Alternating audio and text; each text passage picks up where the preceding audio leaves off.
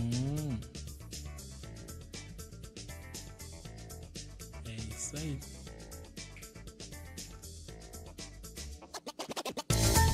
Começamos então?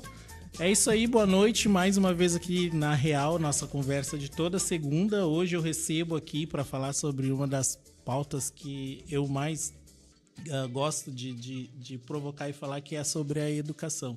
Para isso eu converso hoje com o professor Felipe, com I no final, né? Felipe Vidal e Jonathan Zotti. O professor Felipe, diretor da escola André Leão Poente, né? E o professor Jonathan, da rede municipal, correto? E estadual também. E estadual também. Sim, porque o professor tem que ter duas funções, senão não consegue, né?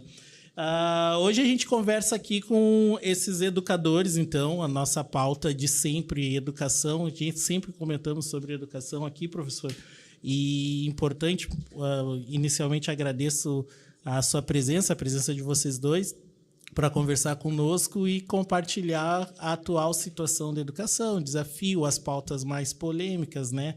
A questão também da valorização e das pautas que os professores há anos vêm tentando atualizar e conquistar, né? A educação é o pilar, né? A gente escuta muito vários discursos nos últimos anos dizendo que a educação é o caminho, é o futuro, é o investimento, mas a gente não consegue dar um passo à frente, né? Então, conversar com os professores que estão na ponta do ensino público, eu acho que esclarece para as pessoas assim a questão da prática, né? Porque de teoria e discurso a gente já está um pouco saturado.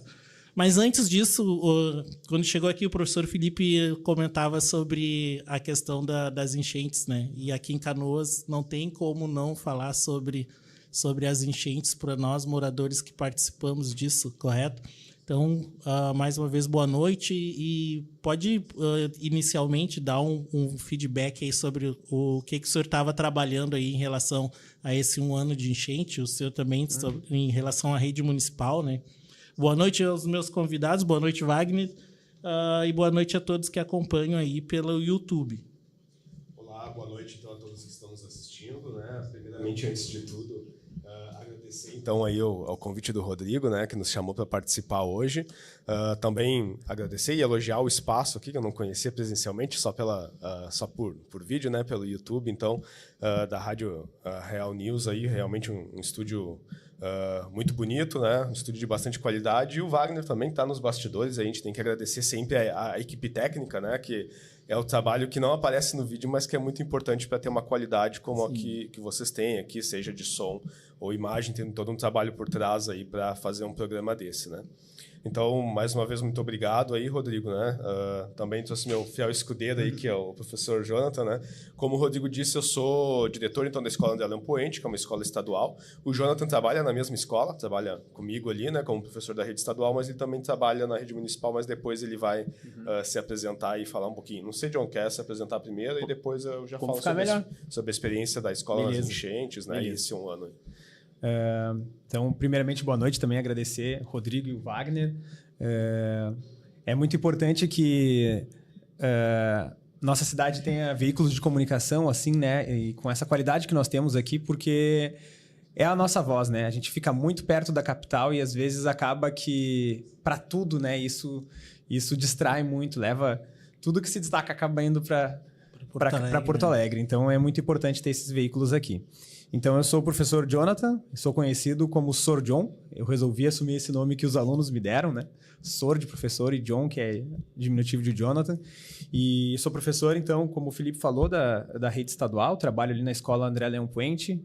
Já trabalhei também no Colégio Teresa Francescucci, na Escola Canoas. Mas atualmente trabalho, então, 20 horas aqui no André Leão Poente, 20 horas na Escola Edgar Fontoura do município e ainda 20 horas também na Casa de Avaliação Externa Canoas Avalia, ali, que é uma unidade da SME, né, da Secretaria de Educação. Então, trabalhando 60 horas aí, porque como tu comentou no início, né, se a gente quer ter um pouquinho mais de dignidade, a gente precisa perder um pouco dela para trabalhar 60 horas, né? Então é isso, passar a bola aí pro Felipe de novo. E é ótimo esse espaço sobre educação, né, Rodrigo? Eu vi que vocês já tiveram convidados bastante ecléticos e diversificados, né? Veio o Cebola, o Alexandre, né? O vereador Ana Lígia, que foi subprefeito também. A gente também tem algumas parcerias com eles, inclusive, lá na escola.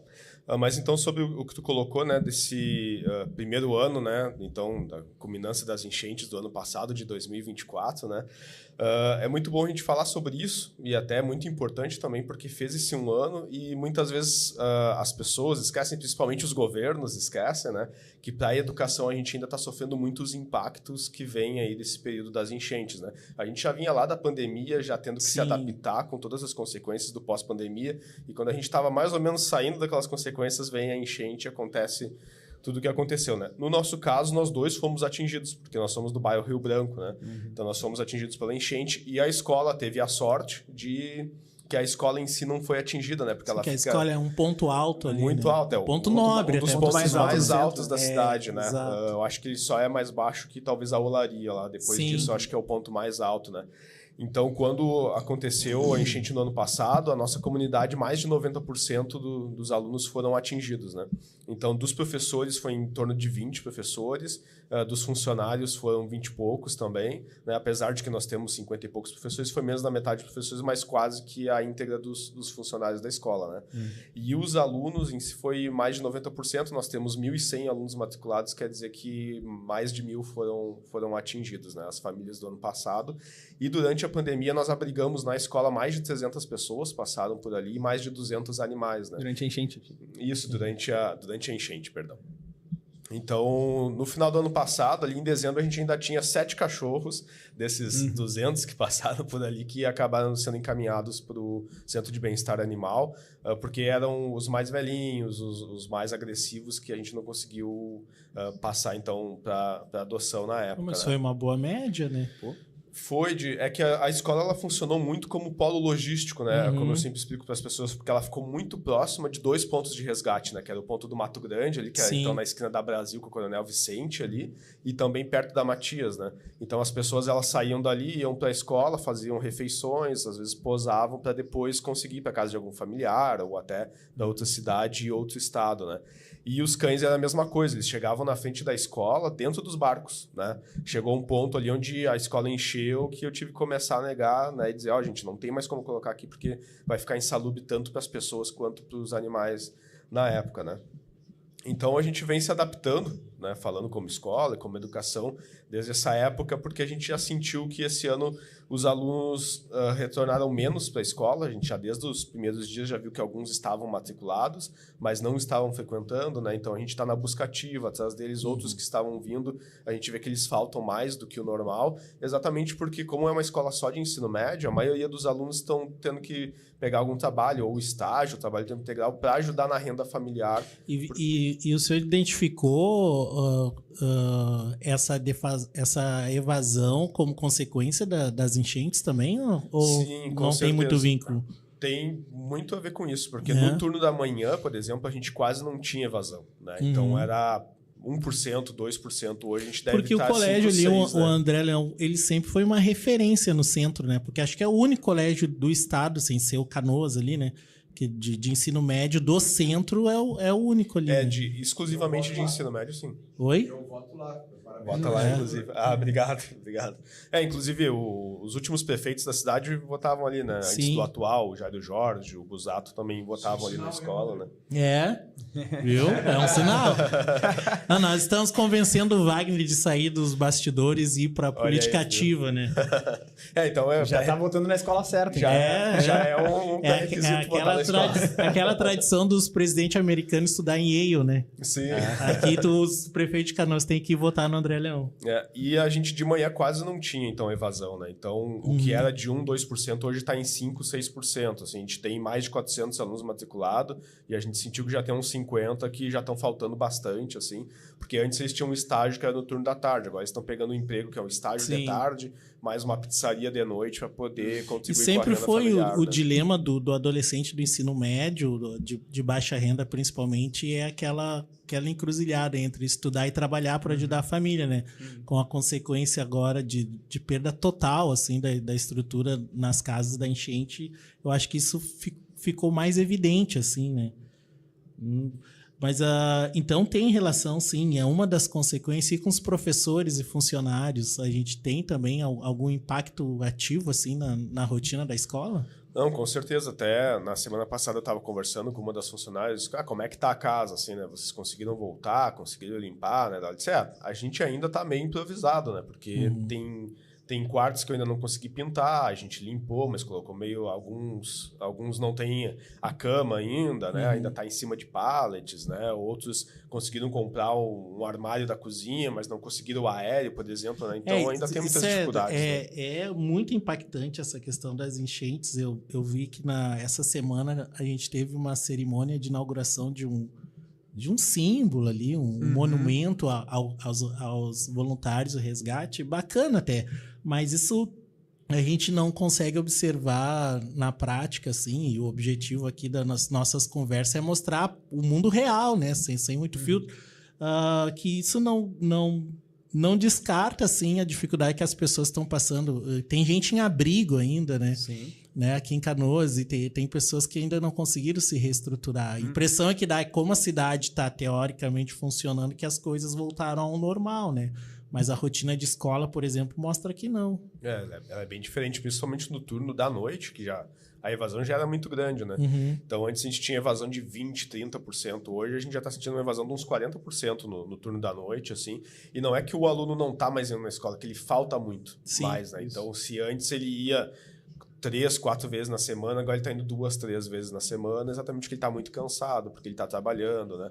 Muitas vezes o pai está numa outra cidade, porque não conseguiu retornar, teve que pegar um trabalho numa outra cidade, né? E a família ficou aqui, né? Então ainda está tudo muito improvisado e isso tem afetado bastante, né? Tanto que logo depois da pandemia, o governo do estado já pagava uma bolsa, né? Que é o Todo Jovem na Escola. Agora também o governo federal está pagando o pé de meia, né?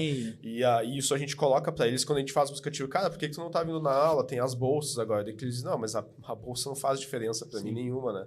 Eu prefiro trabalhar no emprego informal, que eu vou ganhar mais do que depender da bolsa, né? Então, não, é muito pouco. Mas eles, né? sobre isso, professor, até por sinal, uma das pautas pré-definida aqui, que um colega meu até do ensino de sociologia, ele me questionou para passar a pergunta para vocês. Esse incentivo financeiro para que os adolescentes, jovens, assim, frequentes sobre história, não muda um pouco o foco, assim, a intenção da educação para esse aluno? Na verdade, não. Pelo menos no meu ponto de vista, né? Depois o João pode colocar assim. Isso é um reforço para manter o aluno na escola, né? Mas tem funcionado? Tem. Antes da enchente, a gente via que alguns alunos, por receber a bolsa, eles estavam com aquela preocupação, assim, de da frequência não pode baixar e tal, né? Inclusive cobrando chamada. Você já faz a chamada? Mas, eu tô presente. Mas principalmente depois da enchente, assim, eu vejo que alguns se mantêm e isso faz uma diferença, principalmente se o dinheiro é pouco, mas dá para comprar uma camiseta, dá para comprar uma calça, né? A gente sabe que o adolescente, muitas vezes, ele chega numa idade onde ele é mais vaidoso, né? Às vezes, se ele não tá com a roupa que ele gosta, ele já não vai porque ele vai se sentir mal na escola, né? Então isso já dá um reforço que pelo menos ele consegue uma roupa para poder ir, ou ele consegue... Isso em relação ao programa do Estado, porque o pé de meia é uma poupança, né? Isso, o pé de meia, daí eles vão receber, eles recebem no final do ano, né? Tem duas partes, né? Uma recebe no mês, né? E outra no final do ano. E uma outra ainda é lá no... Quando conclui. Quando conclui, né? Isso, então... Quando conclui. O pé de meia, ele é parcelado, digamos assim. Sim, né? sim. Que o Todo Jovem na Escola, que é estadual, é R$150 mensais. No início do ano tem um extra que é para ajudar com o material. E o pé de meia, se eu não me engano, são 200 mensais. Aí, se ele aprova de ano, ele ganha mais 200, né? E lá no final, quando conclui o ensino médio, daí ele ganha o restante do que faltaria. Isso. Porque eu sei que totaliza R$9.000, né? No final do ensino médio, ele vai receber R$9.000, né?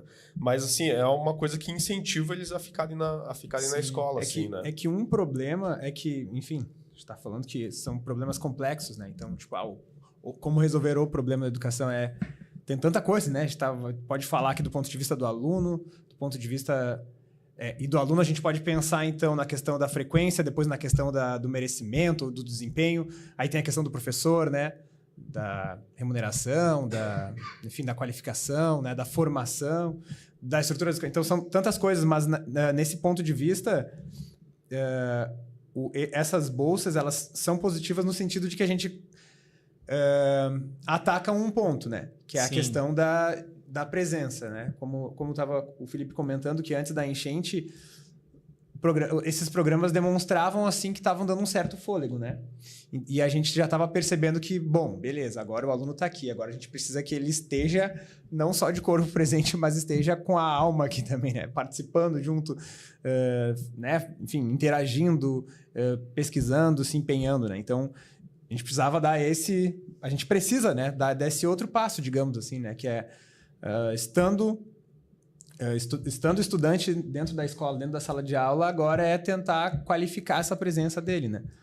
Mas aí, de novo, aí a gente estava avançando e vem a enchente, né? Que mesmo com as bolsas ainda tem essa agora dificuldade, esse né? problema. Eu posso dar como exemplo, assim, antes da enchente, principalmente, ali quando começou o programa, tinha alunos que eu nunca via na sexta-feira, né? Aí eu até lembro de um caso que eu vi, ainda lembro o nome também, que era Roger, o nome do aluno. Eu disse, meu, o que tá fazendo na sexta? Eu nunca te vejo na sexta na escola, né? Eu falei, não, senhor, agora a minha frequência não pode baixar, né? Então é um incentivo para ele estar ali, né? Porque se a gente lembrar, de repente, na nossa época de adolescente, eu estudei à noite, eu fui aluno noturno, né? Então, às vezes eu penso assim, eu tô muito cansado, hoje eu não vou, não tem prova, né? Mas hoje já penso assim, não, mas a minha frequência não pode baixar porque vai fazer falta aqueles 150, aqueles 200. No nosso caso, quem estudava à noite geralmente trabalhava, né? Isso. Geralmente trabalhava. Mas a questão é mais assim, a gente teve há um tempo atrás aquele... como o professor Jonathan falou, a educação é um leque, né? A gente pode pegar várias pautas dentro dela para discutir sobre os desafios. Mas há um tempo atrás tinha uma discussão sobre a questão do Bolsa Família, o critério, daí a município, né? Ser a questão da frequência. E a gente tinha muitos professores, eu me lembro quando eu era conselheiro tutelar, os professores falavam, o problema é que às vezes tu tem um aluno ali só de corpo presente por causa da obrigação de estar ali. Sim. E não tinha aquela motivação pelo ensino, pela educação, né? Essa relação que eu fiz para vocês em relação ao pé de meia, por exemplo, ao programa do governo do estado. Tem a ver com isso? Às vezes o aluno tá ali, não, tô aqui para pegar o meu dinheiro no final do mês, né? Eu não sei o que o Felipe pensa, mas me parece que a escola... e assim, os problemas da educação, na verdade, são os problemas da sociedade, né? Então, quando a gente fala assim, os problemas da presença, da frequência ou da qualidade da presença do estudante, lá a gente está falando não só... Claro, é um problema que a gente vê na ponta, o ponto do iceberg está lá na escola. No entanto, trata-se de um problema da sociedade, né? Então, assim, a família não vê a escola como uma possibilidade. Daí a gente tem que fazer uma força, um Bolsa Família, né, o Todo Jovem na Escola, o Pé de Meia, e eu acho que tem que fazer, tá? Assim, com críticas, mas acho que tem que fazer. Só que tem que fazer essa força para ele estar lá. Aí depois o problema é daí o professor fala para o supervisor, para o diretor, os caras estão indo, mas não estão respondendo, não estão indo, não estão fazendo as provas. Aí vira um outro problema que é, né, aí com a orientação, aí já com a pedagógico, trazer as famílias. Então, meio que o desafio da escola é o desafio da sociedade. Então, né, acaba que sobrecarrega com outras funções que, teoricamente, a princípio não seriam, né, da escola. Então, eu acho que isso sobrecarrega muito o professor, né? Quando o professor vê assim, agora estão vindo, mas não estão fazendo, ou estão vindo ou estão passeando, né? O professor sempre foi responsabilizado pela geração, né? No caso, se a educação é futuro, nossos escultores ali estão falhando em alguma coisa. E é bem isso, o sobrecarrega ali a ponto de quase tu não conseguir focar no ensino, né? Na aprendizagem. Mas e qual seria, assim, um ponto inicial, assim? Porque, assim, eu sou sociólogo. Tive experiência ali dando aula na rede do estado, em algumas oportunidades e outras em instituições particulares. E a diferença é gritante, assim. Não vamos nem entrar nesse mérito aqui para a gente não ficar chorando aqui, né? Mas, assim, o ensino, ele sempre é pauta de discurso, ele sempre tem ali toda uma poesia em roda dele, mas, de fato, nos últimos anos, a gente não consegue aplicar o ensino para adolescentes. A gente tem muita intervenção estatal, no caso, no Plano Nacional de Educação. Agora tem o questionamento da responsabilidade do gestor de não alcançar metas, né? Nós temos também ali a restrição em relação à prática pedagógica, também a questão do ensino em si. Hoje ele é engessado, né? Então, se fosse focar só na educação, onde seria o pontapé inicial? Assim, partindo da educação básica para o ensino médio técnico. Eu acho que vai bem pelo que a gente já estava conversando, assim, sobre a questão das bolsas e tal, mas o objetivo dele tá ali para estudar ou tá ali para receber o dinheiro? Exatamente. Eu, quando eu estava em sala de aula, meu último ano foi em 2018, eu também tinha essa visão assim, esse aluno ele vem todo dia, mas ele não faz nada, então o que ele tá fazendo aqui? Tá só atrapalhando os outros que querem estudar. Eu pensava assim, né? Mas depois, na visão como diretor, e principalmente do ensino noturno, eu passei a ter uma outra visão, porque a maior tragédia para uma escola, principalmente de ensino médio, é exatamente o aluno evadir. Ou seja, se o aluno estiver dentro da escola, tu tem como convencer ele a ficar dentro de sala, a estudar, né? Então, vai muito, claro que do interesse do aluno, mas também há casos onde eu, como diretor, consigo convencer ele de que ele, além de estar ali, ele também tem que prestar atenção na aula. O professor também que se esmera, às vezes, para fazer uma boa aula, inclusive, né, já elogiando o John, que é um professor que os alunos gostam bastante dele. Eu sei que mesmo os alunos que são desinteressados acabam prestando atenção. Então, o pontapé inicial é a presença do aluno dentro da escola, né? Então, toda vez que às vezes os professores me dizem assim, tem esse aluno que vem todo dia, mas ele sempre foge para a quadra, né? Daí eu digo assim, não, mas isso não é o maior dos problemas. O maior dos problemas é o aluno não estar aqui dentro da escola, né? Ele está fazendo qualquer outra coisa da vida que não dentro da escola. A partir do momento que ele está dentro da escola, a gente tem como fazer alguma coisa por ele, né? Agora, quando ele não está, não tem como. Então, o pontapé inicial é exatamente esse. É a gente conseguir manter o aluno na escola. Então, tem dia, é sempre uma batalha após a outra, né? Tem dias que tu vai conseguir a atenção dele, tem dias que tu não vai conseguir. Mas quanto mais tu vai conseguindo despertar a atenção dele, quando chega, às vezes, no terceiro ano, ele já está prestando atenção todos os dias lá. No primeiro, ele não estava, né? Sim. Então, a gente, antes da pandemia mesmo não da enchente agora, sem me atrapalhar, o André Leão Poente, eles continua sendo, mas ele sempre foi 3 escolas diferentes, né? Então, de manhã, ele era quase como uma escola privada mesmo, assim, onde os alunos eles vão com energia, eles para prestar atenção na aula, e os professores conseguiam dar conteúdo, mas por quê? Porque são aqueles alunos que têm famílias mais estruturadas. Isso aí. Eles escolheram estudar pela manhã também. E porque os estágios geralmente são à tarde. Sim. Estágio na prefeitura, no banco, nos fóruns, sempre são à tarde. Aí os alunos que não conseguem ou que têm que trabalhar num turno integral tarde e noite acabam ficando no turno da tarde ou da noite. E à noite já são aqueles que já trabalham há bastante tempo, que já evadiram e estão voltando para a escola. Então são 3 escolas bem diferentes mesmo, assim, né? Eu queria só complementar, assim, tu comentou ali, né, Rodrigo, da diferença da escola particular e enfim, da pública, e tu também mencionou, para dizer, assim, que é óbvio que existe uma diferença, mas também há uma diferença, assim, da postura que as famílias têm quando colocam o filho, né, numa escola particular. Então, tu vai pensar assim... Eu não vou nem falar que escola particular de elite, né? Não tô falando disso. Tô falando de uma escola particular, assim, que... Aqui, uma família que não é público. Isso, que não é público. É uma família de classe média que se esforça, né? Vai ali, vai cortar um pouco na carne para conseguir colocar seu filho ali, acreditando, né? Se esmerando. Poderia, né, fazer esse esforço, mas poderia colocar numa escola estadual ou municipal. Mas por que coloca lá? Coloca lá e... Aliás, coloca lá e quando tu coloca, como tu tá gastando, tu vai ficar mais em cima do estudante. Porque agora é o seguinte, cara. Agora eu tô gastando tanto no teu uniforme, tô gastando tanto por mês, eu tô gastando nos livros, eu tô gastando na plataforma online, então tu vai prestar atenção e eu quero ver teu caderno todo dia. Então... Assim, o trabalho das escolas particulares, excelente. No entanto, o meu ponto aqui é a postura que a família tem frente ao colocar o seu filho numa escola particular. Ela, assim, é mais pedagógica até para a família, né? Porque tu vai ficar em cima. E essa postura, quando ela é feita na escola pública, não vai talvez igualar, mas ela vai chegar perto.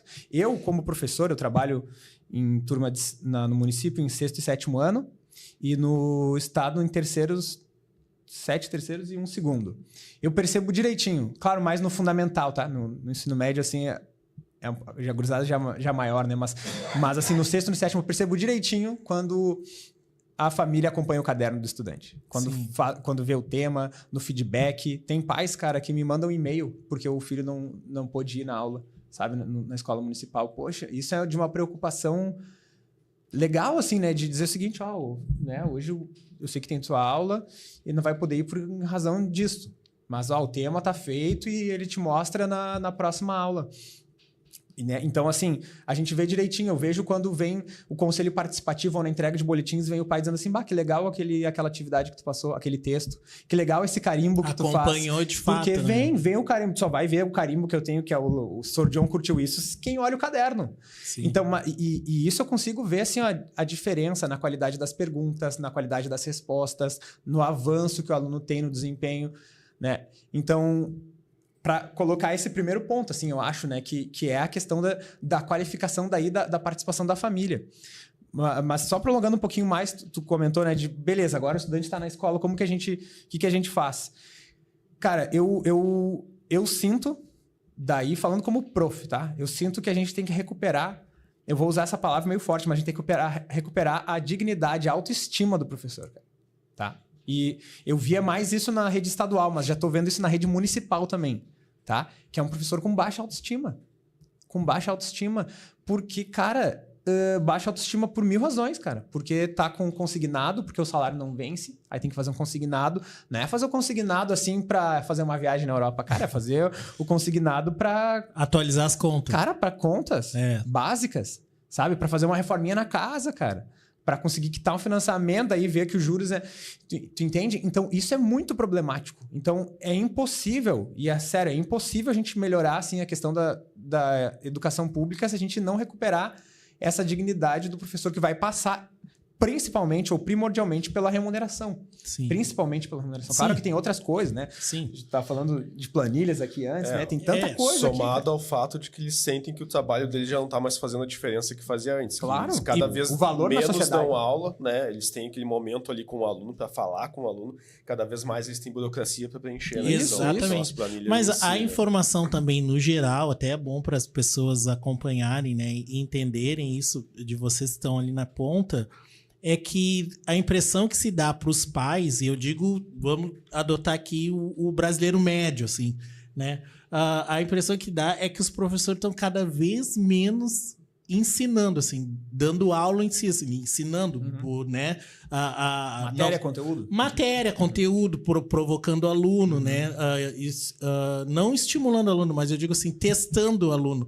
Porque o que a gente vê como pai, minha filha estuda em escola, aliás, minhas filhas estudaram em escola pública e a minha filha menor estuda em escola pública hoje, no município. Né? E o que se nota é que é muito reduzido assim, o tempo que o professor se dedica a dar aula, né? Porque é realmente é muita parada assim para preencher formulários, para discussão de às vezes a minha filha chega amanhã não tenho aula. Mas por que não tem aula de novo essa semana? Porque tem lá uma reunião, um negócio, tal. Aí tu vai ver essas... Não é nem formação, é tu parar para preencher. Administrativo. E aí os pais ficam com essa impressão. Aí isso colabora para aquela coisa assim da não valorização do professor. Porque quando eu estudei ensino fundamental, eu estudei no 7 de setembro, minha primeira escola. Pô, a minha geração tem aquela coisa, tu tem a tua casa e tu tem a tua segunda casa, que é a escola. Né? Tu tem a tua mãe e teu pai, tu tem a tua segunda mãe, que é tua professora. E Deus o livre tu decepcionar uma delas, né?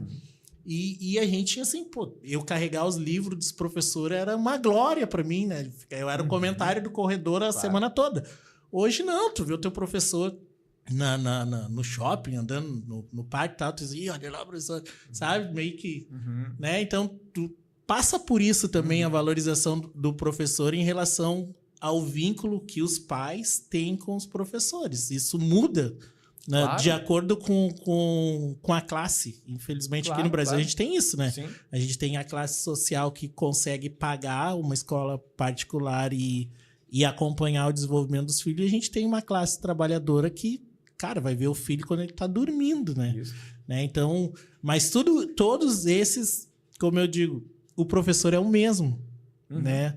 Mas por que a valorização é diferente, né? Então, a gente tem isso. Eu, como pai, eu digo isso para vocês e questiono vocês sobre isso. Por que a gente evoluiu tanto para o professor ficar tão ocupado, né? E a impressão que dá, ou pode ser uma impressão minha, e o aluno ficar ali só preenchendo folhinha e tal. Ou agora tem esses trabalhos, né, de online e tal. O que acontece? Hoje o que tem atrapalhado muito o trabalho do professor dentro de sala de aula, eu digo que ele é um problema tecnológico-logístico, né? Porque no estado do Rio Grande do Sul, por exemplo, se implementou um aplicativo onde o professor faz a chamada, faz os registros. No primeiro momento diz, bom, né? Não precisa mais fazer no papel aquilo ali. Só que a gente tem muitos casos que o professor preenche aquilo e o aplicativo apaga, né? Porque ele tem que saber limpar o armazenamento do celular, o cachê do celular, no Chromebook também que está trabalhando, também tem que limpar de vez em quando, só que não veio essa orientação técnica pro professor. Ou se veio, foi por uma live lá no YouTube da Secretaria de Educação, no meio de mais um monte de live, assim, né? E nem sempre o professor tem esse conhecimento técnico para fazer isso, né? Então acaba virando retrabalho, né? Então, eu fiz o registro do diário de classe, das faltas. Aí o aplicativo apagou tudo, vou ter que fazer tudo de novo. É retrabalho. E isso vem acontecendo bastante desde 2019, quando o aplicativo foi implementado, né? Eu não sei como é que é no município se acontece esse tipo de situação, mas no estado é assim. Né? E isso ocupa o tempo do professor mesmo? Acaba porque o tempo que ele tinha que estar planejando a aula, corrigindo o trabalho, ele tem que estar fazendo o registro de novo, né? E não só isso. Hoje em dia também o professor, além de colocar ali em língua portuguesa, por exemplo, eu dei crase, né? Quais foram as habilidades que eu trabalhei? Aí tu tem que ir lá olhar numa planilha qual é o código da habilidade, colocar o código da habilidade, algo que ninguém vai verificar depois ali. Por que tem que ter o código da habilidade? O professor sabe que trabalhou crase e pronto. Sim. Né? Por que tem que ter... Se o aluno prestou atenção, ele desenvolveu a habilidade ou não, né? A gente tem também hoje mentores dentro da escola, que é o pessoal da Secretaria de Educação, que está dentro. Daí às vezes me perguntam assim, mas o professor trabalhou essa habilidade? Trabalhou. Mas será que o aluno aprendeu? Se o aluno fez o que o professor pediu, ele aprendeu. Agora, se ele não fez, ele não aprendeu. Pode perguntar para qualquer professor que é dessa forma que funciona. Não, né? e também é como... É aquela coisa de que se eu assim, eu quero que trabalhe essa habilidade, portanto eu vou dar essa planilha para o professor ter que botar lá que trabalhou essa habilidade. Como se isso realmente fosse mudar, né? Será que é isso que realmente vai mudar? A gente colocar mais uma planilha no início de ano, uma planilha ao longo, né? Será que é isso realmente que vai qualificar? Será que a gente não está colocando tempo demais, assim, para... Exatamente. Porque desgasta, cara. Porque daí o que acontece? Aí a Secretaria de Educação cobra as coordenadorias cobram as mentorias cobram as direções os previsores, aí tu tem o professor. Uma sequência tu tem uma coisa. de procedimentos administrativos que ocupa o professor totalmente. Ocupa. E aí também tem uma coisa assim, né? Então tem a idade média do professor, assim, a gente vai pensar, né? Tem professores que têm menos, digamos, letramento digital para trabalhar com isso. Aí justamente aí não viu que a página atualizou e apertou salvar e não foi. O que acontece é que às vezes no final do trimestre tu tá lá tendo que preencher um monte de chamada de novo, de conteúdo, né? Ainda no estado, a parte que a gente coloca a chamada no aplicativo, a chamada e o conteúdo é o mesmo, é a mesma janela, então é mais tranquilo. No município não, né? No município é uma janela que a gente faz a chamada e aí depois eu tenho que abrir outra para colocar lá o registro da aula e depois a habilidade. Então acaba que isso gera um retrabalho, cara. Ali já foi... Professor Felipe, tu comentaste no início que é do sindicato, né? Isso. Essas alterações... essas atualizações e modernização em relação à prática de educação, ela teve participação do sindicato que opinou sobre esses procedimentos? Não, na verdade não. Isso sempre veio goela abaixo, de cima para baixo, assim, né? E principalmente também, não só no estado, esse tipo de coisa. Porque a gente tem alguns critérios que é nacional, né? Sim, o que acontece hoje, principalmente no ensino médio, que afetou bastante, tem o novo ensino médio, sim, né? E depois do novo ensino médio tem o novo ensino médio, né? Exato. Quando entrou o governo Lula, foi implementado um outro novo ensino médio, né? Então são todas... Mas todos geraram, aqui falando sobre política especificamente, todos foram debatidos em governo do governo Lula. O novo ensino médio é governo Dilma. O novo ensino médio... E depois o novo ensino médio é recente agora, O novo né? ensino médio, quando começou a se falar, isso no final dos anos 2000, lá para 2010, ele tinha um tipo de proposta. Sim. Aí depois, quando entrou o governo Temer, ele foi editado por medida provisória, modificando Ficou suspenso, né? Totalmente a proposta. Que no papel até parece bonito, né? Porque, vamos oferecer coisas que os alunos têm interesse. Mas na prática é o quê? É professor dando aula daquilo que ele não estudou na graduação. Foi isso que se fez no novo ensino médio. Só para as pessoas entenderem, essa alteração que tu citou agora seria aquele ensino que chegou a ser meio que divulgado, que o aluno optaria por sua área de conhecimento. Isso. É isso, Exato. né? Tá. E aí, então, quando isso foi implementado, né, na prática, numa escola grande, que nem a minha, que tem 1.000 alunos, então, por exemplo, a gente teve dos itinerários, os percursos formativos ali, na nossa escola a gente ofereceu 5 no primeiro ano, né?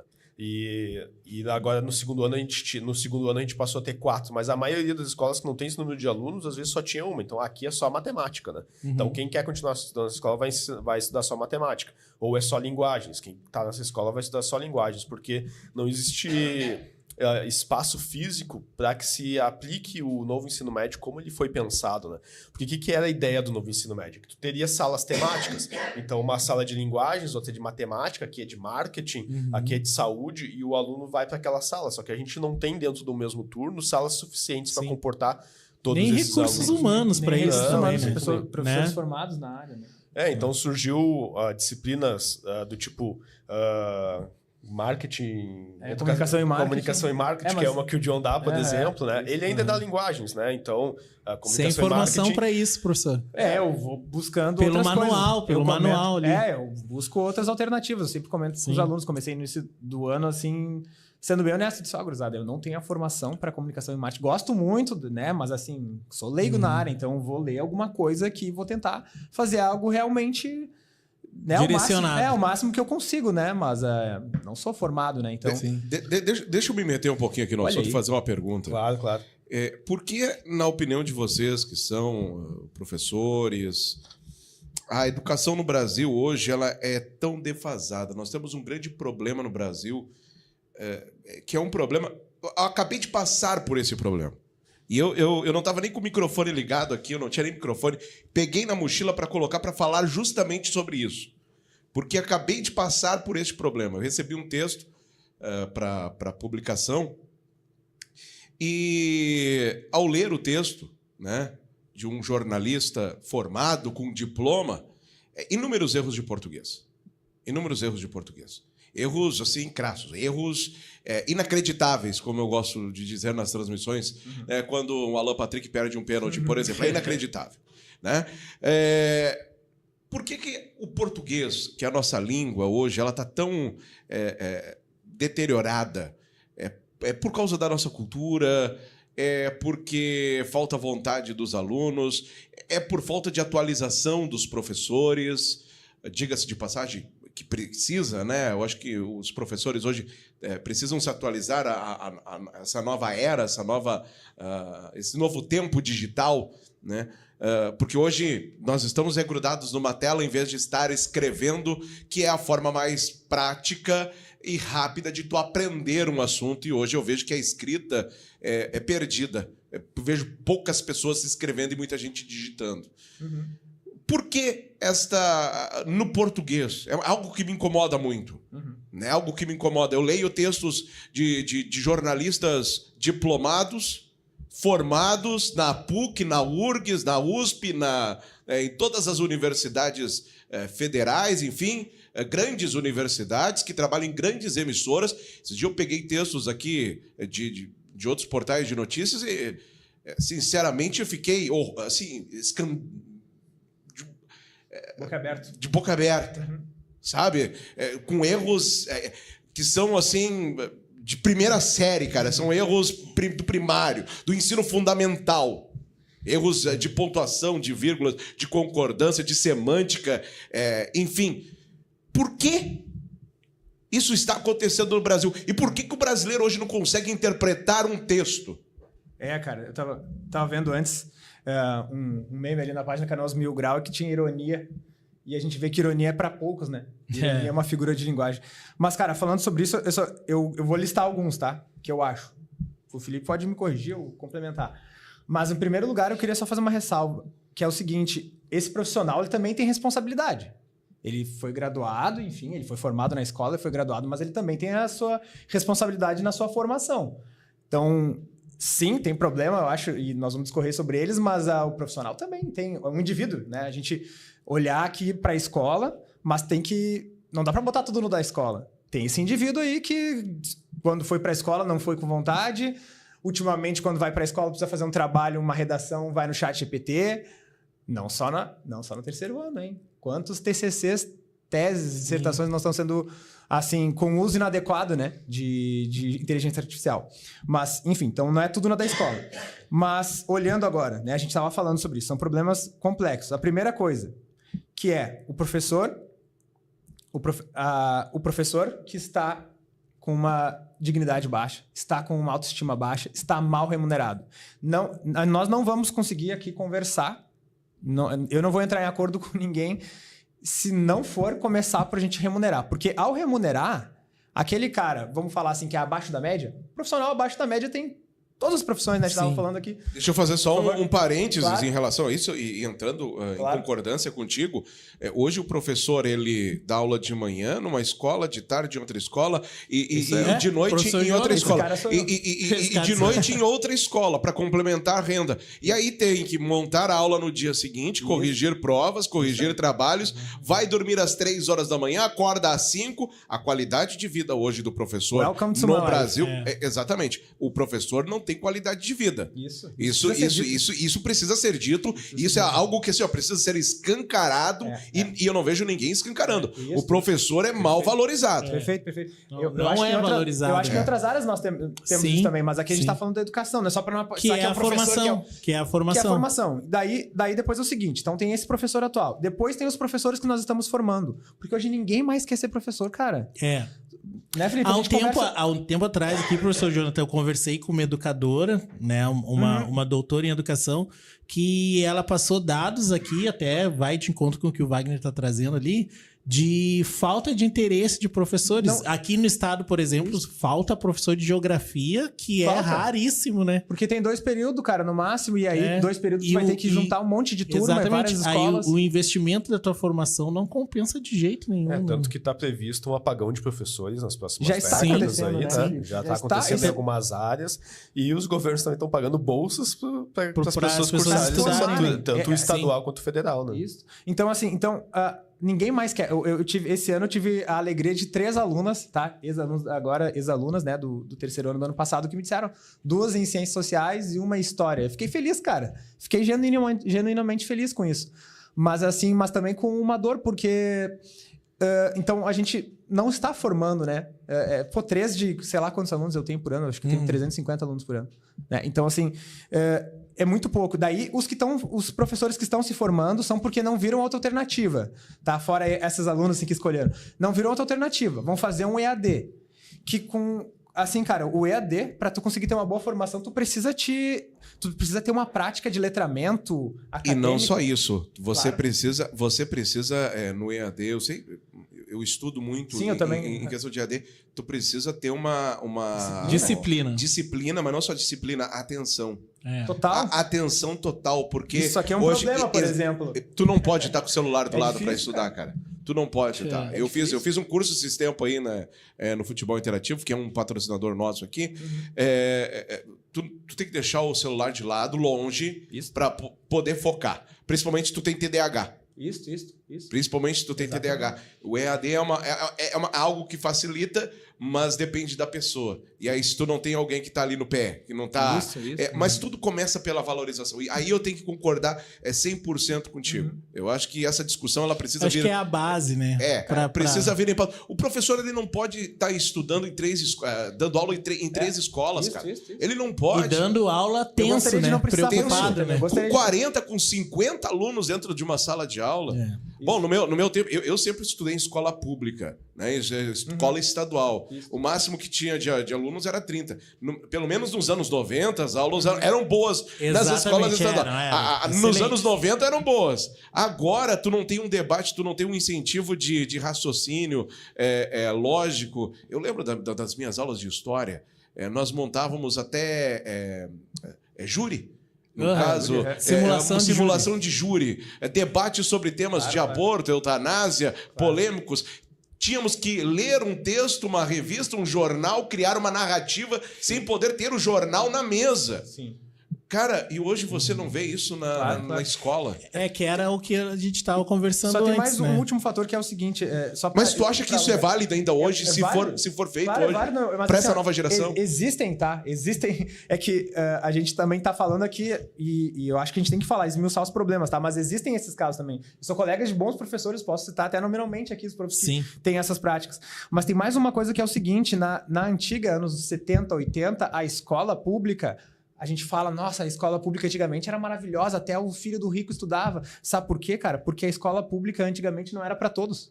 Sim, ela não era para todos. Assim, ó, a gente só está na LDB de 96 a universalização da educação básica. Só em 96, né? Só na verdade, na Constituição de 88 que a gente coloca a educação como direito para todos. Depois, em 96, que a gente, né, universaliza, digamos assim, desde a educação da pré-escola, do infantil até o ensino médio.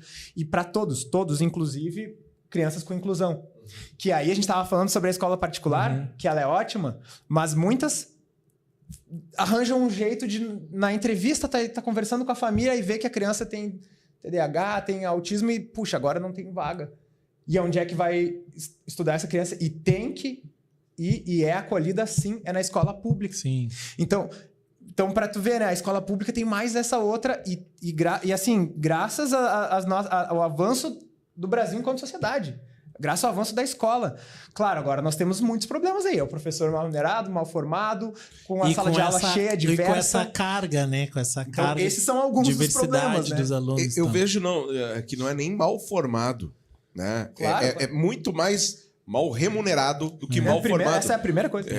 Entende? Porque, cara, tu usa tudo. Tudo que tu aprende em algum momento da tua vida, os caras dizem assim, tu não usa a Bhaskara.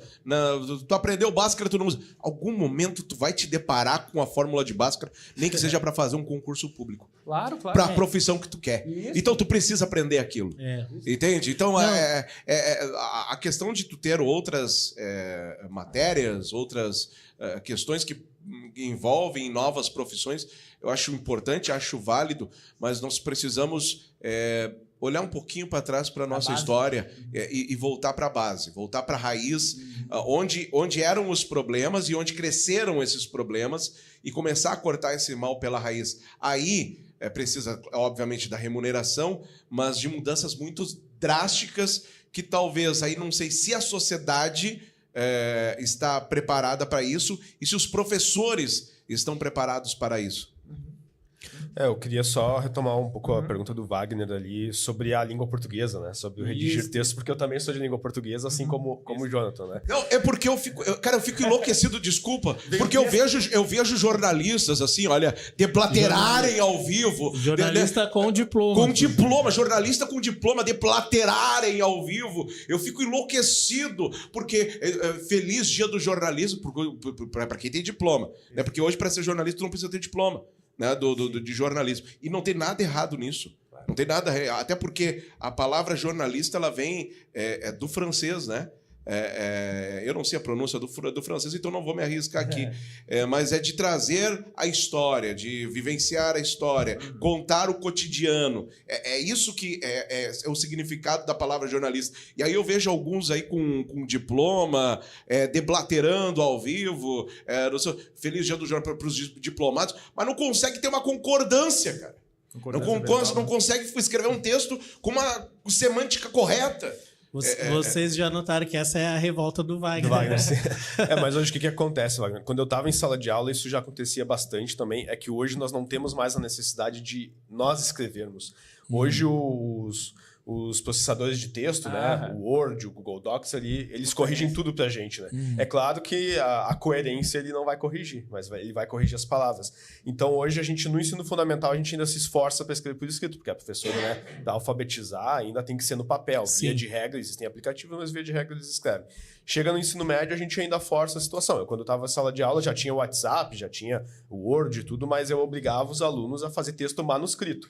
Porque tu só vai aprender a escrever se tu fizer manuscrito. Não adianta tu ficar só digitando. Na hora ali de uma né? redação, no vestibular, num concurso, tu vai fazer à mão ali, né? Vai ser a mão. analógico. Então, quando tu tá aprendendo a escrever língua portuguesa, o processador de texto, o corretor de texto, ele só serve para corrigir mesmo, não para te escrever o texto. Só que hoje, quando tu ingressa no mercado de trabalho, quem é que pede texto escrito hoje? Ninguém mais pede texto escrito, né? Então, nem em bilhete, às vezes, mais tu escreve. É tudo no WhatsApp agora, né? É tudo no Word, né?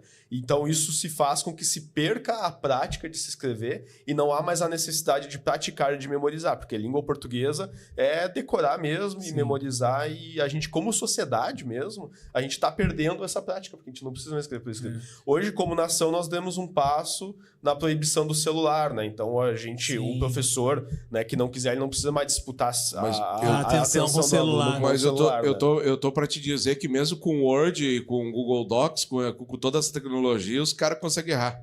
Mas é que todo sistema, todo software, ele leva em consideração o que alimenta ele, né? O software, eles levam em consideração ali a base de dados, os textos que nós colocamos na rede, né? Então, ele vai ter ali aquela discordância, às vezes, e tal.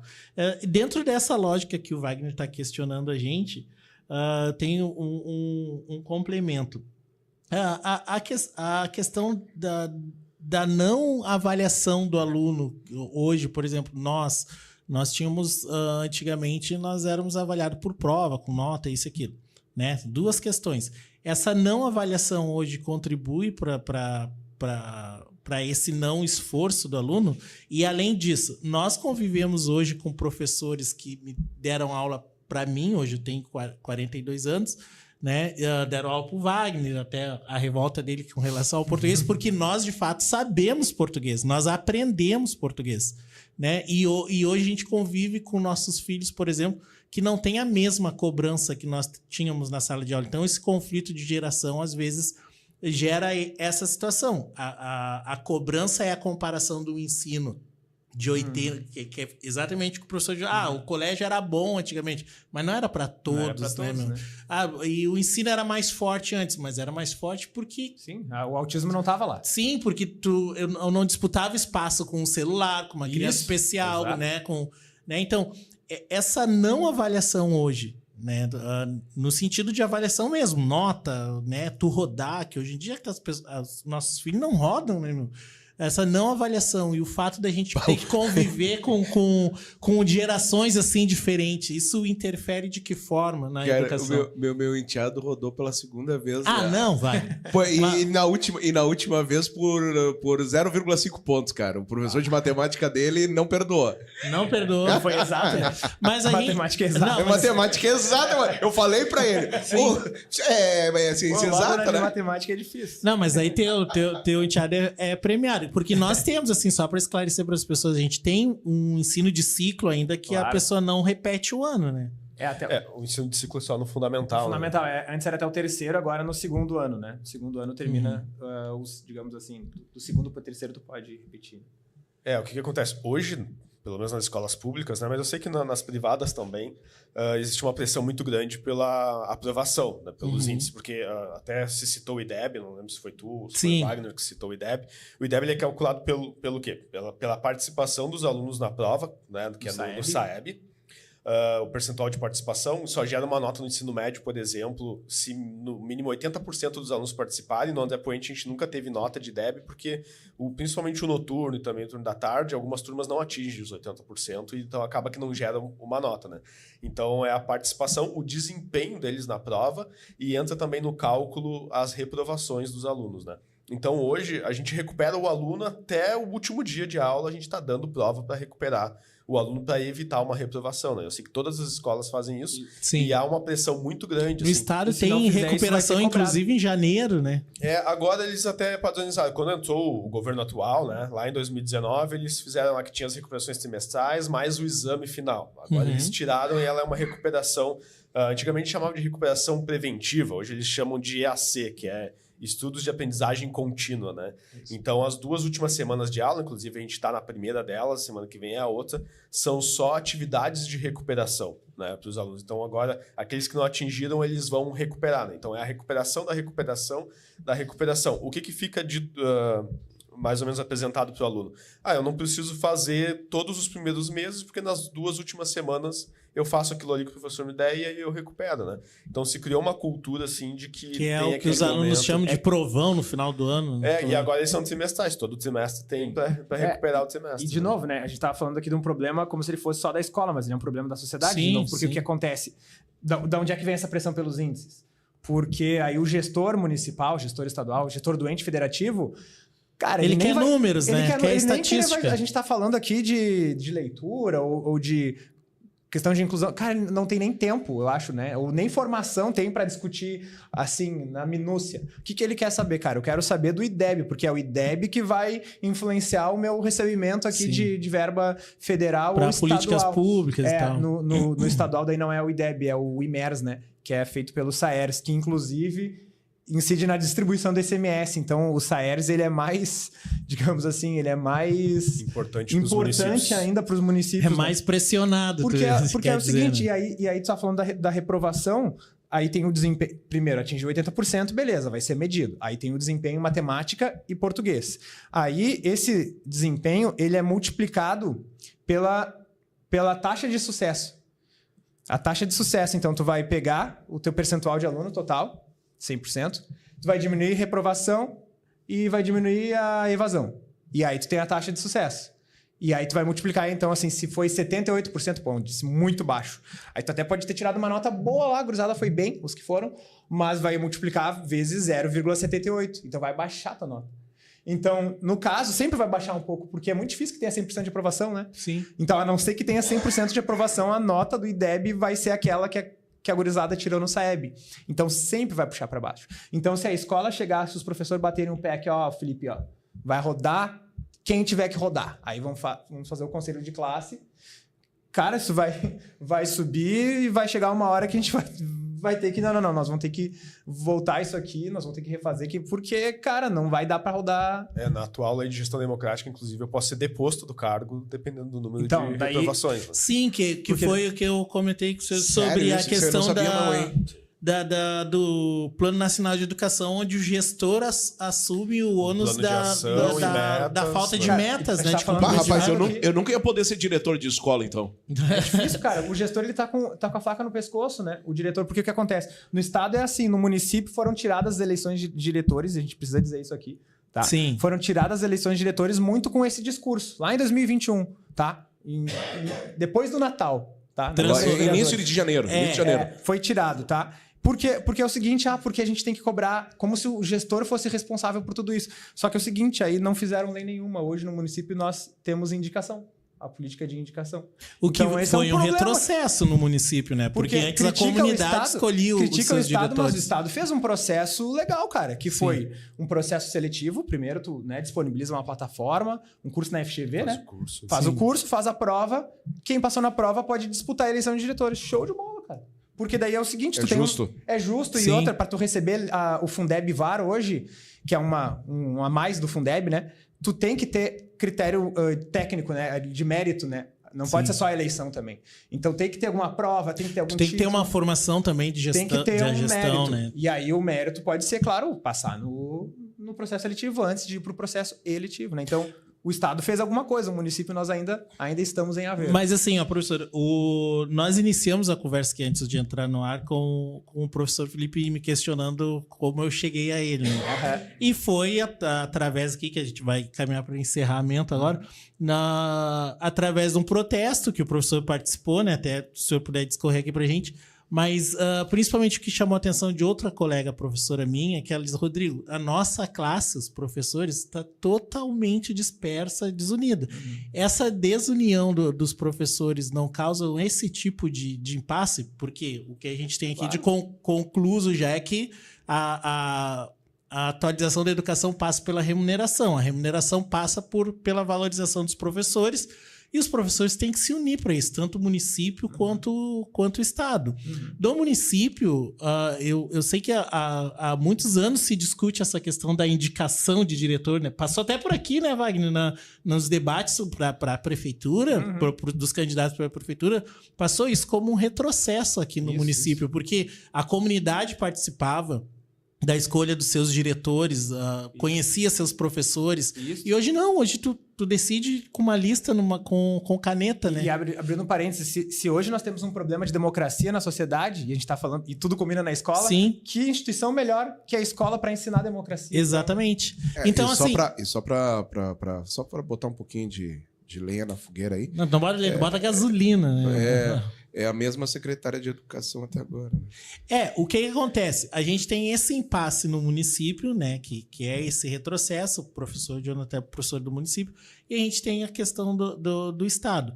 No Estado, a gente tem o histórico CEPERGS, né? Que sempre teve ali a luta e tal, questionável algumas vezes, mas todos os avanços que os professores tiveram foram através de manifestação do CEPERGS, né? Sim, exatamente. Eu faço parte do CEPER Sindicato do 20º Núcleo, que é o que fica na cidade de Canoas, mas ele é responsável por Canoas, Nova Santa Rita, Esteio, Sapucaia do Sul e Triunfo. Essas cidades que não tem relação com a 27ª. Não tem relação com a 27ª. A 27ª também faz parte das mesmas cidades, né? Só que o sindicato, o núcleo é o 20º e a 27ª é que abrange as mesmas cidades, né? A numeração é diferente porque a coordenadoria foi criada nessa ordem e o núcleo do sindicato também, né? Quando ele foi criado, ele foi o número 20, né? Então, hoje eu faço parte da diretoria aqui do 20º Núcleo, né? E que não é exatamente... A gente é a oposição à direção central, digamos, do sindicato de CEPERS, né? Mas isso, independente das lutas, são correntes ali dentro. O que acontece? Hoje os colegas, os professores, seja do estado, do município, eles estão muito despolitizados, né? Então, eles votam em políticos que votam contra eles, inclusive, porque eles não estão prestando atenção nesse tipo de coisa. E eles estão muito desacreditados na união, na organização sindical. O CEPERGS perdeu um pouco da sua representação política também, né? Perdeu muito. Ele perdeu muito porque ele perdeu muitos sócios, inclusive, nos últimos anos. Porque, assim, né? A última referência, de fato, ali do CEPERGS politicamente, pelo meu histórico, foi a professora Jussara Coni. Na época, né? Mas é época tu era estudante ainda. Sim, né? estudante. Daí agora a nossa última presidente foi a professora Elenir, né? E hoje aqui no núcleo a nossa diretora... eu me refiro com a pessoa que teve posição política. Foi a deputada Jussara Coni, né? Sim. E hoje, então, os professores estão muito desacreditados por vários motivos. Porque eles estão despolitizados mesmo, né? Votam contra eles, como eu coloquei. Eles também não acreditam mais na organização sindical, até porque os sindicatos foram muito demonizados nos últimos anos, né? Então, quem é sindicalista é vagabundo, né? Então, no dia que a gente estava protestando em frente à 27ª crise, passava a pessoa, vão trabalhar, vagabundo, não sei o quê e tal, né? Daí eu não podia nem dizer, não, cara, eu tô aqui, mas daqui a pouco eu vou voltar lá para trabalhar. Vou trabalhar de noite, inclusive, quando tu vai estar em casa. Ou então diz, não, eu tô lá na escola do teu filho. Exatamente isso, né?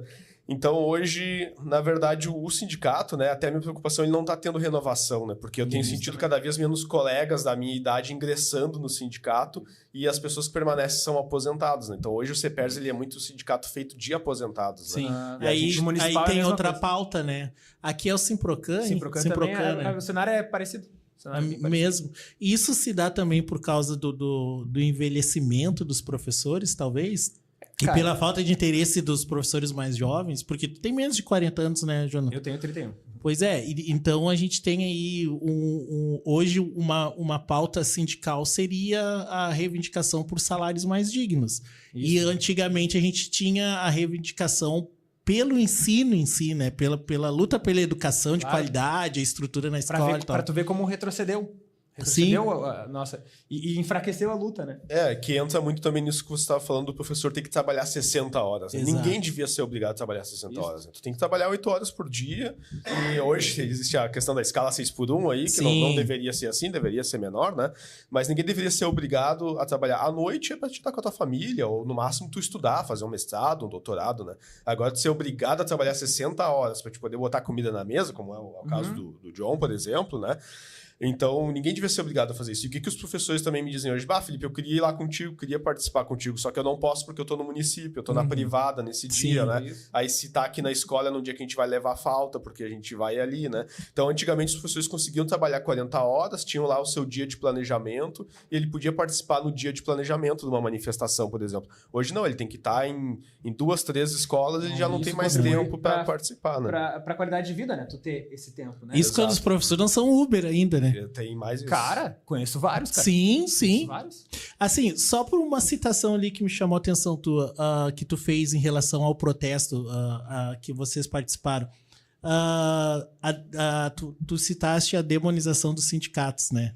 Isso, esse exemplo que tu deu que a pessoa passava, vai trabalhar, vagabundo e tal, esse acontece muito assim nas manifestações de professores, mesmo a comunidade vendo ali que são professores ali protestando. Nos últimos anos vem aumentando muito, assim, digamos que de 2019 para cá, que eu lembro, né? Porque eu isso tô no também estado desde afasta 2019, outros colegas de participar das manifestações, claro. né?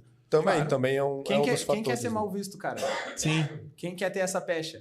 Nisso o sistema venceu, então. De certa forma, assim, se nós deixarmos, ele vai acabar vencendo, né? Mas o nosso papel como sindicalista, que é o meu caso, é não deixar que o sistema vença. Ainda estou aqui, né? Exatamente. E qual seria o melhor caminho, assim, na tua opinião, assim, nesses anos aí de luta sindical e sobre educação para que comece a retomar, assim, a imagem do professor em relação às reivindicações, eu estou falando? A gente começa, como o John disse, a base é salarial mesmo, né? Fazer com que o professor possa trabalhar 40 horas, isso para nós é um consenso. É um consenso. Eu me refiro assim, como que tu chamaria os professores do município, do estado, a se unir novamente, assim, em torno de uma pauta, né? Em torno É que os professores têm que ter consciência que só a luta muda a vida, né? Ninguém vai te dar nada, né? Nenhuma conquista dos trabalhadores, né? Da classe trabalhadora nos últimos anos foi feito porque o patrão quis te dar alguma coisa. Foi sempre porque tu cobrou dele, né? Ou tu melhora um pouco, eu não trabalho, né? E outra, Felipe, a gente tava falando sobre futebol aqui, né? O Wagner bastante envolvido. Quando um time tá mal, o caso do meu time, o Grêmio, tava mal, precisa trocar de técnico. Falam do fato novo. Tu precisa de um fato novo, de uma mudança, precisa de uma vitória feia, que nem foi essa última. Mas uma vitória feia, cara, que já dá um gás. Eu sinto isso. E já quase passamos eles, cara. Estamos um pontinho ali colado neles. Então, assim, eu sinto que falta isso. Falta isso pra essa nova... Vou te dar um ingresso pra arena, hein? Por favor, aí, ó. Já descolei. Assim, a categoria nunca ganhei pro Inter. Tu é cara de pau, né? Tu falou que não gosta de futebol? Não, mas eu tenho que ir, né? Isso. É uma luta. Mas eu gosto, eu aceito do problema. Olha aí, ó. Uma luta, cara, uma pauta que a gente vença. Enquanto coletivo, os que estão aqui surrado ainda aguentando, o Felipe que tá ali, né, aquele professor, cara, vai motivar o outro que não participou, mas viu, cara, eu vou estar junto. Sim. Porque agora a gente vai. Então é assim, passar a fase ruim, cara, aguentar, porque tem que vir uma vitória. E normalmente é uma vitória trabalhista. É só tirar o Braithwaite e botar o Arezzo, cara. Então é isso. Eu penso que a vitória tem que ser trabalhista, cara. Tem que ter algum avanço na questão de remuneração ou de estrutura, né? Também, sei lá. A educação no Brasil precisa ser novamente debatido. Nós não vemos o legislativo debater. E quando eu falo legislativo, não é só o local, é o legislativo nacional. Isso. A Câmara dos Deputados, o Senado, e debater de forma... Né? Que nem vocês estão fazendo. Exatamente. Trazer os professores para um debate público. Não um debate escondido. Isso. Não trazer lideranças para um debate numa porta 4, né? Fechou ali. Tirar o debate dentro das secretarias e dos gabinetes também ajuda. Perfeito. Mas, professor, assim, o professor Jonathan nos trouxe de uma vitória, né? De uma vitória trabalhista. Qualquer modificação, seja melhor ou para pior trabalhista, a gente passa pelo legislativo, né? Nós temos, no teu caso, legislativo municipal e, no teu caso, legislativo estadual. Nós, há anos, não temos, aqui em Canoas, pelo menos, uma representação dos professores sindicalizados. Nós temos aqui a professora que se elegeu agora, né? Neuza. A professora Neuza, diretora, tem uma vasta experiência na educação. Mas eu me admiro que nós temos uma secretária que é professora, né? Secretária de Educação. Mas aí é aquela coisa de gestão, né? Ambas tiveram outras experiências, além da sala de aula. Mas assim, nós temos na educação a representação compatível no legislativo, porque no estado a gente não tem faz muito tempo. No município também, porque não votaram no Sr. John, cara. Eu fui candidato a vereador aí, a gente fez 698 votos e, cara, foi uma luta, porque aí o partido não dá dinheiro, Os colegas, o que tu falou, né, Felipe? Os colegas votam em outros candidatos porque por 1000 razões, né, cara? Então, mas é um desafio, não desanimar, né? Mas eu penso assim, ó, mas eu acho que tem que passar. Mas não desanima, né, professor? Não desanima. Vamos seguir na próxima. Fizeste quanto voto? 698. Pô, foi voto pra caramba. Na próxima faz 1.200. Sim, foi voto pra caramba. Foi a tua primeira candidatura? Minha primeira candidatura. Muito legal. Isso. Parabéns. Então, assim, pra dizer o seguinte, cara, que eu acho que sim, tem que passar pelo legislativo, pelo executivo, mas é principalmente pela luta coletiva, né? Deixa eu aproveitar que tu falou esse assunto. Se tu fosse eleito vereador hoje, tá? A tua pauta eu sei, mas qual é o projeto que você teria para apresentar para a cidade? Na tua área de educação. Na área de educação? Cara, essa parte de reforma de plano de carreira não pode partir do legislativo, né? Mas o legislador, ele pode participar disso. Ele pode fazer audiência pública. Pode sugerir. Ele pode sugerir. Por exemplo, eu já fiz isso, tá? Eu participo do núcleo de gestão de carreiras voluntariamente, porque eu não ganho FG para isso. Sim. Tá? E deveria, tá? Que é uma trabalheira. Mas eu conheço a fundo a legislação do plano de carreira do município. E eu sei os problemas. Eu apresentei uma proposta, levei para a secretária de educação, levei pro vereador do meu partido, Alexandre Gonçalves, do PDT, levei e quando tiver mais tempo, porque eu trabalho 60 horas, eu vou levar para outros vereadores e vou dizer, eu tenho tintim por tintim, cara. Como que a gente melhora o nosso plano de carreira? Se só seguisse o plano de carreira dos professores, dos municipários... Hoje, como está? Hoje, como está? Eu vou te dizer o seguinte, eu tô fazendo um levantamento das exonerações, tá? Só esse ano, até a Páscoa, foram 24 exonerações. Tá? Ano passado foram 78 exonerações. Em 2023, se eu não me engano, 54. Eu sei que nos últimos 3 anos, assim, foi 150, sabe? Fácil, exonerações. E aí, as reposições, digamos, as nomeações, elas não vencem. Porque o que acontece hoje não é atrativo, cara. Não é atrativo. Hoje é melhor tu dar numa privada, é melhor tu trabalhar em outra área. Tá? Em qual ponto você trabalharia o plano de carreira dos professores? Cara, a primeira coisa... O que você acha que tá errado? Ele precisa ser modernizado. É assim, ó, a primeira coisa... Tá, a gente falou de salário, tá? Então, isso já pode começar ali. O salário A1. Que é o início. Tá, mas além disso, a gente não pode falar só de salário. Tem a progressão na carreira. Essa progressão precisa ser atrativa. Hoje, para o professor trocar de nível, demanda 5 anos. 5 anos. Então, eu faço o meu curso de especialização, ou mestrado, ou doutorado, para eu trocar de nível, são 5 anos que eu fico travado. Tá. E na lei antiga, ainda nós temos professores na lei antiga, é no mês seguinte. Não pode ser assim, cara. Tá? Então, assim, eu estou fazendo doutorado aqui, mas eu faço porque eu estudo, tá? Mas assim, não vale a pena fazer doutorado, cara. É mais fácil tu fazer uma especialização EAD de 3 meses, que vai te dar pontuação para umas 2 ou 3 ciclos de progressão. Então, não tem esse incentivo. E fora que o seguinte, o valor que tu agrega ali, uns 300 ou 400 reais, não é tão bom assim. Então, assim, e olha o problemão que isso gera. Se o cara entra no nível A1, como eu entrei, para tu chegar lá no M7, que é o último, tá? O 7, que é o grau, e o M, que é a classe de 3 anos, pra tu chegar lá são mais de 35 anos, cara. Pô, tu tá quase aposentado já. Não, e aí, cara, o máximo que tu pode fazer é dobrar o teu salário lá. Então não vale a pena, tu entendeu? Pra um profissional. Eu com 19 anos nesse meio aqui, eu já tô querendo me aposentar. Nós tô de saco cheio aqui, já. Né?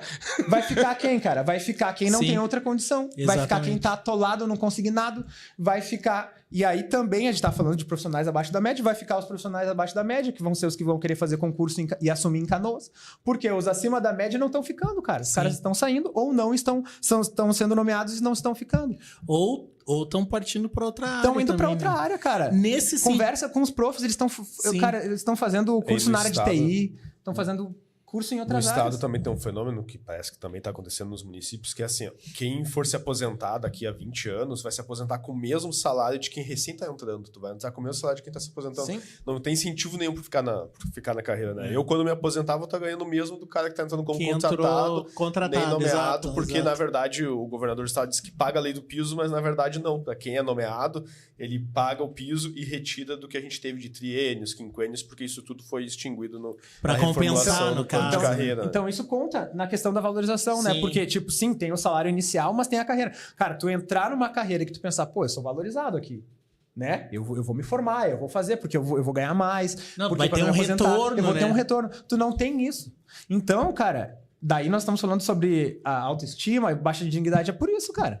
Mas assim, professor, o teu esclarecimento agora é bem didático.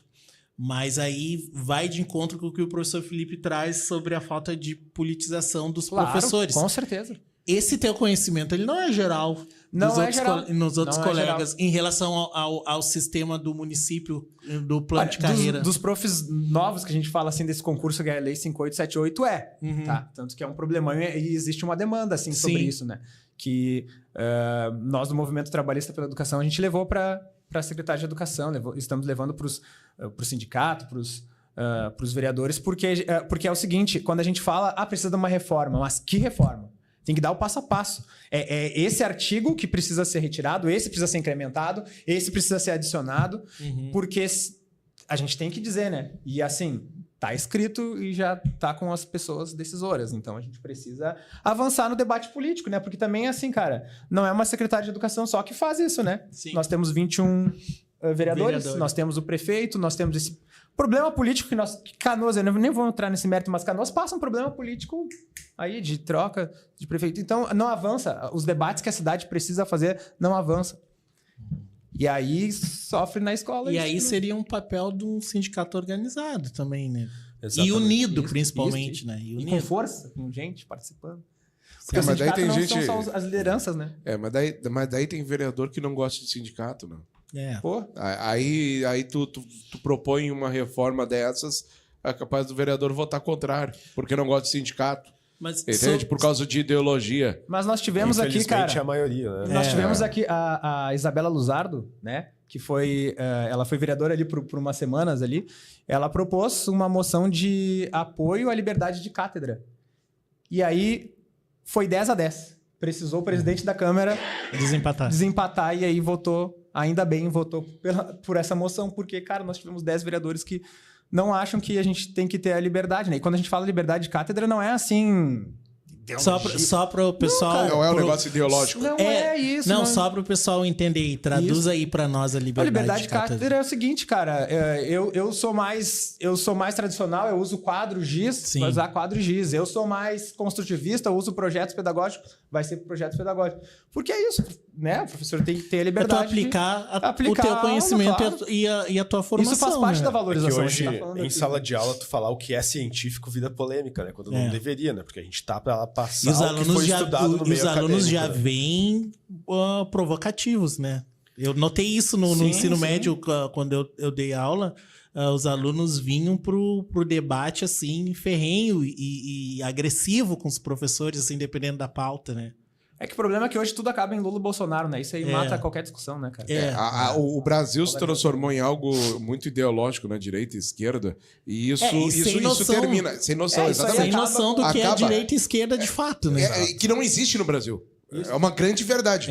Isso não existe no Brasil. Não existe nem direita no Brasil e nem esquerda. Existe um lulismo e um bolsonarismo que se disfarçam através de uma ideologia. É o oportunismo político. Oportunismo. Eu não queria usar esse termo. A política econômica é bem semelhante, né? A política econômica é a mesma.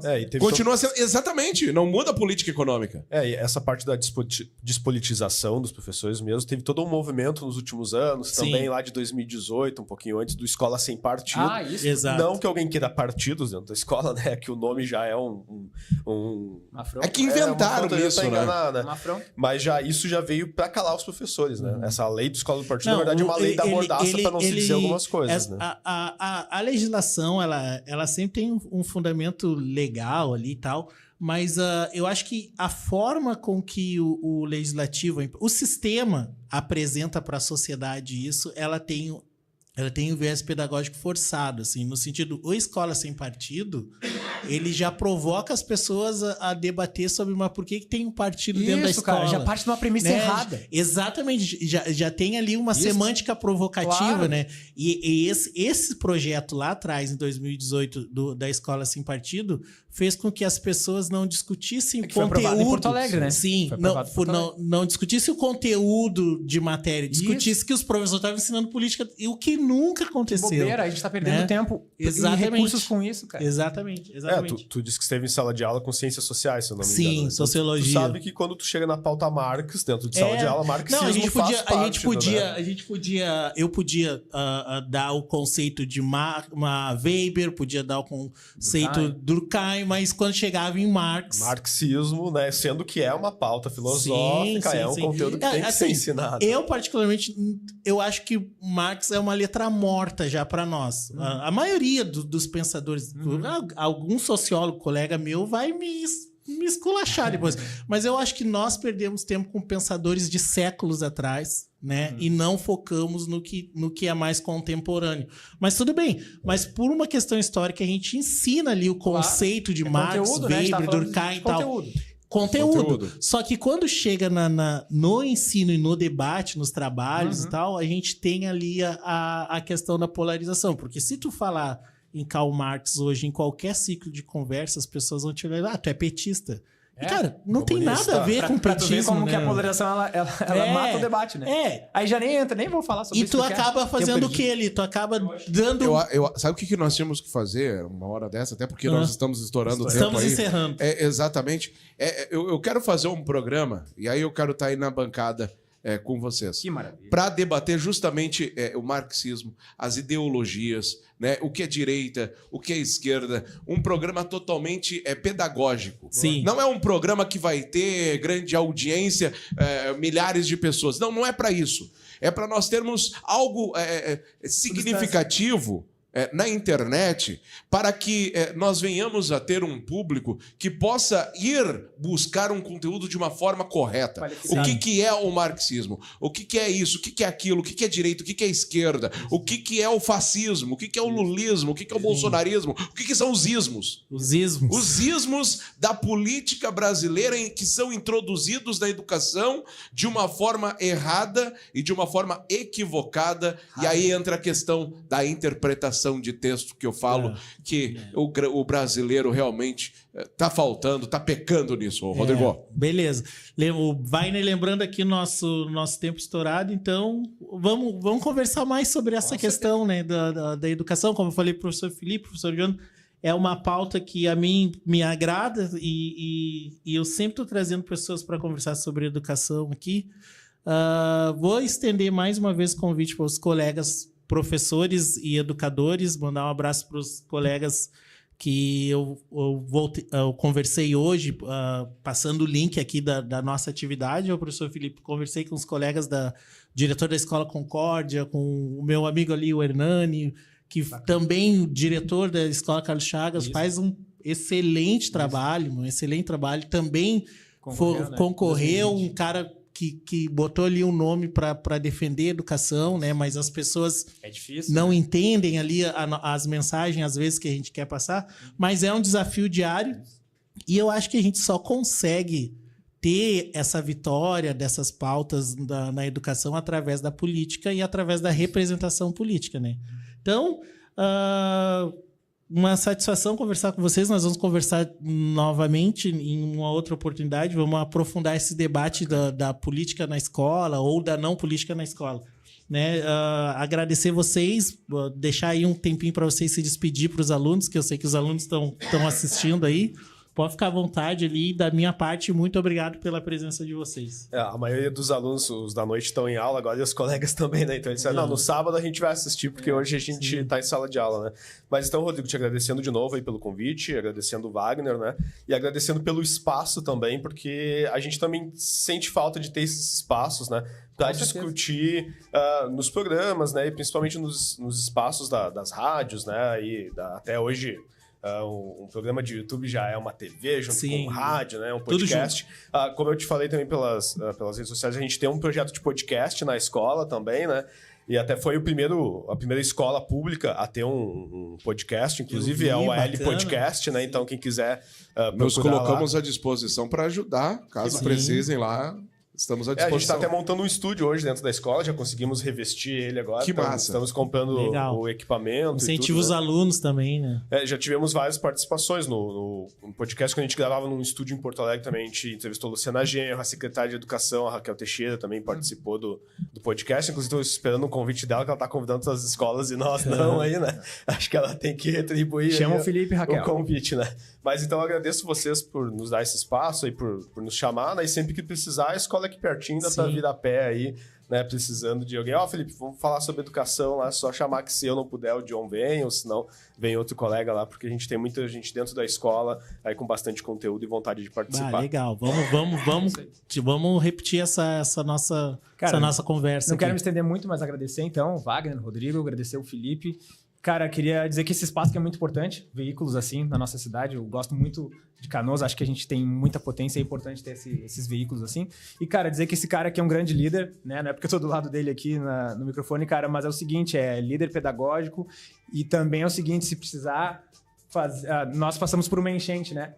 E se precisar subir em telhado para reformar a casa de prof, cara, já foi mais de uma vez, tá? Que eu vi esse cara aqui, ó, liderando os profs, né, em cima do telhado, reformando, ajudando. E, cara, isso aqui é o André Leão Puente, isso aqui é o Felipe. Então, parabenizar aí nosso colega. Legal. Muito bom mesmo. Legal mesmo, assim, a experiência de vocês e a conversa. Muito obrigado, então. Boa noite. Até segunda-feira que vem com uma outra pauta legal e outros convidados legais.